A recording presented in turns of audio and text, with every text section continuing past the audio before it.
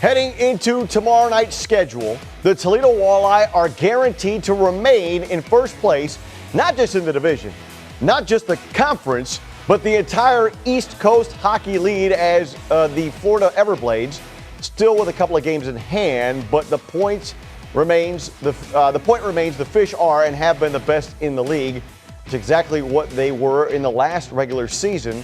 However, that did not help them win a league title. The voice of the Walleye, Matt Melzek, joined us in studio earlier this week to discuss just that. Grab-em Cup for most points, is that correct? Okay, so we won it last year, right? Right. And this year, we're out in front. I know Florida's got a couple of games in hand. However, is this of any kind of importance to the guys, this main core that was here and won it last year? I don't know if it does. I think the next goal that you have on the list right now is to win the Central Division. Sure. And the reason for that is you want home ice for those first couple of rounds when you're playing your division. Right. So no matter who you play, you're gonna start at home and finish at home.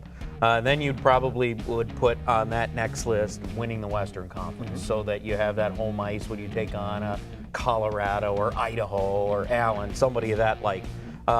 Then maybe you're looking at that, but by the time you're in the finals, it doesn't matter anymore. Right. It just really doesn't. Yeah. You know, because frankly, whether you start in Florida or you start in Toledo, it doesn't matter. You're going to have some long travel. Games are going to. It doesn't matter at that point. You're two great teams. So home ice, while it's great, it's not always the be-all, end-all when you get there. And looking kind of at Florida's schedule, they've got a couple of not necessarily layups, but closer to ones versus 16s. Sure. How did that work out over the weekend? Hey, now 135 and 1, remember? Right, so exactly. there you go. We've been talking about it all year, but at this point in the season, we're building for the postseason. Even though, like you said, it's with smoke and mirrors and guys that we're bringing in from Nebraska. I mean, can this continue, and will it continue? Will we have the guys back as we get ready for the postseason? Yeah, you know what?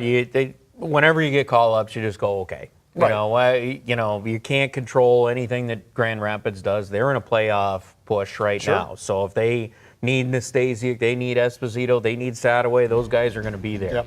And yet Dan Watson, can't count on those guys. Now perhaps they get healthier there, and all of a sudden those guys are back. That's a bonus for you. Guys like Simone Denny, Hartford's not going to make the playoffs in the AHL. So even if he gets this opportunity over the next 3 weeks to continue to play for them, good for him. Oh, yeah. Get that American League time, but more than likely he'll be, at the end of the season, if he makes it all the way till then, released out of his PTO and back with Toledo. So that's a good sign for Toledo once they get in the playoff. Remember, AHL goes 1 week longer than the ECHL does, so our first open of the playoffs that Friday and Sunday would be without him if he does go all the way till the end of the year.